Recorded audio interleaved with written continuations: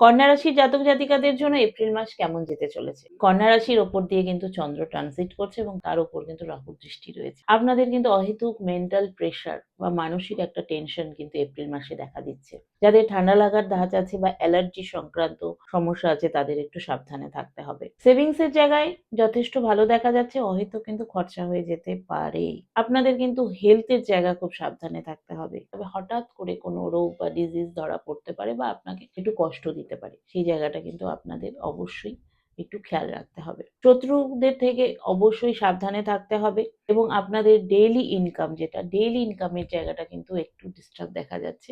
আয়ের জায়গা ভালো থাকবে কিন্তু ডেইলি ইনকামের জায়গাটা কিন্তু একটু সমস্যা দেখা যাচ্ছে। কন্যা রাশির জাতিকাদের এপ্রিল মাসে কিন্তু একটু পিসিওডি সমস্যা দেখা দিতে পারে বা যারা পিসিওডি সমস্যা ক্যারি করছো তাদের কিন্তু এপ্রিল মাসটা একটু সমস্যা দেখা দিতে পারে। অহেতুক কোনো ঝুট ঝামেলা নিজেদেরকে জড়ানো যাবে না। এপ্রিল মাসটা অবশ্যই সাবধানে থাকতে হবে। কেতু 12 হাউসের উপর দিয়ে ট্রানজিট করছে।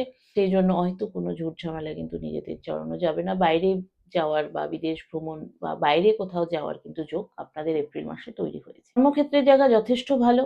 নতুন বাড়ি গাড়ি কেনার ক্ষেত্রে এপ্রিল মাসটা আপনাদের যথেষ্ট ভালো দেখা যাচ্ছে। নতুন কাজের সন্ধান, যারা চাকরির চেষ্টা করছেন তাদের জন্য কিন্তু নতুন জবের অপরচুনিটিসও দেখা যাচ্ছে। প্রেম ভালোবাসার ক্ষেত্রে আপনাদের একটু মিসআন্ডারস্ট্যান্ডিং, একটু সমস্যা হতে পারে।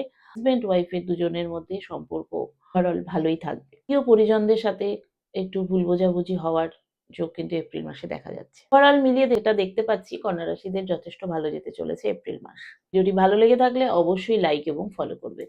ওম সাইরাম।